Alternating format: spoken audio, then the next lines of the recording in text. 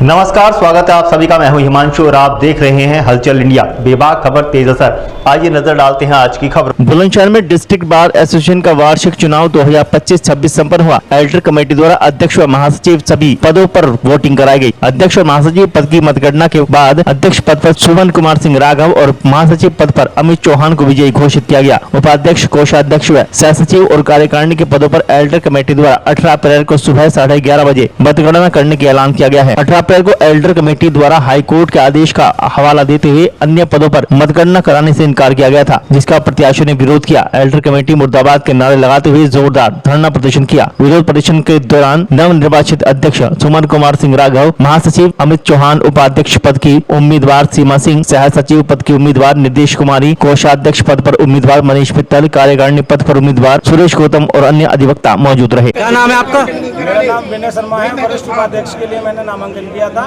और मेरी वोटिंग हो चुकी है, लेकिन अभी मतगणना नहीं हो रही है। जी, इसके लिए आप क्या करना चाह रहे हो?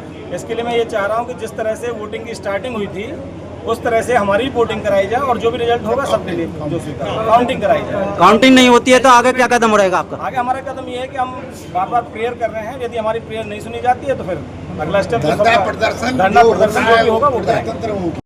अध्यक्ष जी, आज डिस्ट्रिक्ट बार एसोसिएशन में अन्य पदों पर आज मतगणना होनी थी और एल्डर कमेटी द्वारा मतगणना करने से मना कर दिया। इस पर आप क्या कहेंगे?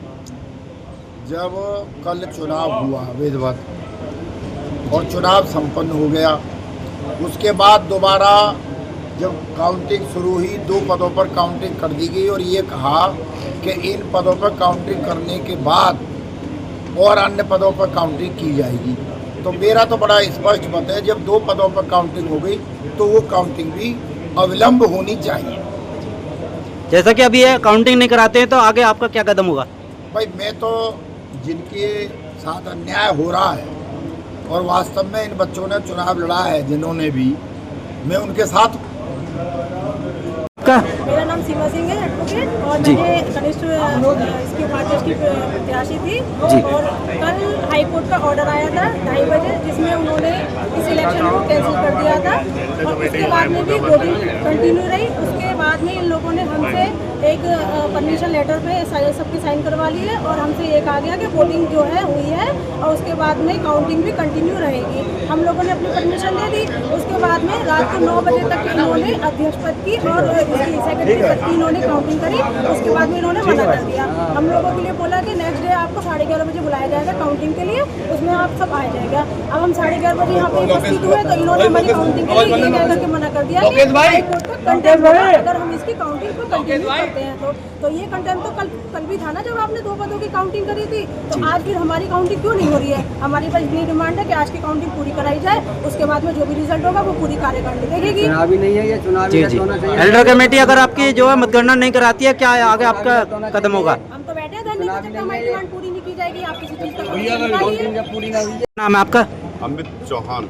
जैसा कि कल यहाँ पर डिस्ट्रिक्ट बार एसोसिएशन में चुनाव हुआ था, उसमें 2 पदों पर चुनाव हुआ, उसकी वोटिंग भी हो गई। अन्य पदों पर कहा गया अगले दिन चुनाव की मतगणना होगी और आज उन्होंने एल्डर कमेटी ने मना कर दिया है मतगणना करने के लिए। उस पर आप क्या कहेंगे? एल्डर कमेटी ने कल हमसे कहा था कि आप चुनाव चाहते हैं। हमने कहा बिल्कुल चुनाव कंप्लीट होना चाहिए, काउंटिंग कंप्लीट होनी चाहिए। तो उन्होंने कहा कि ठीक है, चुनाव चल रहा है, लगातार चलता रहेगा और उसकी अध्यक्ष पद की और सचिव पद की काउंटिंग कराने के बाद घोषणा कर दी गई थी। उसके बाद सारे जो अदर कंटेस्टेंट हैं, जो उपाध्यक्ष पद के हैं, सचिव पद के हैं, मेंबर्स हैं, सह सचिव पद हैं, उन सब के लिए, कोषाध्यक्ष हैं, उन सब पदों के लिए मेरे सामने कहा था कि बाकी की काउंटिंग, बाकी सारे पदों की काउंटिंग कल 11:30 बजे से स्टार्ट की जाएगी। आप सब लोग उपस्थित रहें। तो आज उन्होंने मना कर दिया है वो मतगणना करने के लिए, उस पर क्या कहेंगे? अब वो किसी वजह से मतगणना नहीं करना चाहते हैं तो वो गलत है। अब ये मतगणना नहीं कराते हैं तो इसमें आपका क्या अगला कदम होगा? ये सारे बच्चे धरने पे बैठ गए हैं और जब तक ये काउंटिंग नहीं होगी ये धरने पे बैठे रहेंगे। अमित भैया, कोई हाई कोर्ट का आदेश आया उसमें क्या कहेंगे? क्या हाई कोर्ट का कोई आदेश आया, वो उसका ब्यौरा दे रहे हैं कि उसकी वजह से हम रोक रहे हैं? ना तो मुझे पढ़ाया किसी ने आदेश, ना एल्डर कमेटी ने बताया। एल्डर कमेटी के सामने कोई आदेश आया था, उन्होंने लेने से मना कर दिया था और कहा था कि हम चुनाव कंप्लीट कराएंगे। ये आदेश हम नहीं पढ़ते, इसको हटाइए। मेरा नाम एडवोकेट धर्मेंद्र सिंह गौड़। जी, किस पद पर आप चुनाव लड़े? इस चुनाव में वर्ष 2025-26 में कनिष्ठ कार्यकारिणी का पद मैंने भरा था। उससे पहले मैं एक चुनाव और पहले भी लड़ चुका हूँ, जिसमें मैं सह सचिव प्रथम वरीयता में 2024-25 में रहा हूँ। वो चुनाव भी इसी तरीके से कैंसिल हुआ था।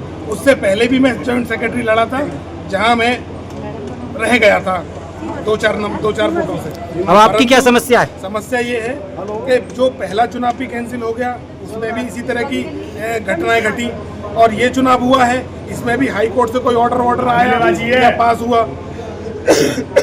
जो भी हो रहा है कुल मिलाकर के क्या पड़े, क्या हमें क्यों नहीं बताया जा रहा है? क्या हम पदाधिकारी जो मॉडल बायलॉज के अनुसार जो पद डिस्ट्रिक्ट बार एसोसिएशन में सृजित हुए हैं, उन सब पदों पे हम सब भाइयों ने बहनों ने मिलकर के चुनाव लड़ा है। हाई कोर्ट का क्या आदेश आया? हाई कोर्ट का ऐसा कोई आदेश आया है कि उसमें हमें कोई ऐसी आदेश की कॉपी तो हमें रिसीव नहीं हुई है, ना हमें बताया गया। सिर्फ हमें मौखिक रूप से ये बता दिया कि भैया ये चुनाव रद्द हो गया और ऐसे ऐसे मामला खराब हो गया। हाई कोर्ट का कोई आदेश बता रहा है, ये बताया, बाकी ना तो हमें नोटिफिकेशन रद्द हो गया, तो चुनाव निरस्त हो गया, बोलते क्यों नहीं हो? ना हमें नोटिफिकेशन का पता है कि नोटिफिकेशन क्या है। वो 8 तारीख का लेटर बता रहे हैं, उसमें क्या है क्या नहीं। अब आप क्या चाहते हो? क्या है क्या नहीं, क्या चाहते हैं? हम ये चाहते हैं, हम ये चाह रहे हैं। वक्त हो चला है आपसे विदा लेने का। कल फिर होंगे हाजिर कुछ नई और ताज़ा खबरों के साथ। तब तक के लिए दीजिए हमें इजाजत। नमस्कार। हमारे YouTube और Facebook चैनल को फॉलो और सब्सक्राइब करना ना भूलें।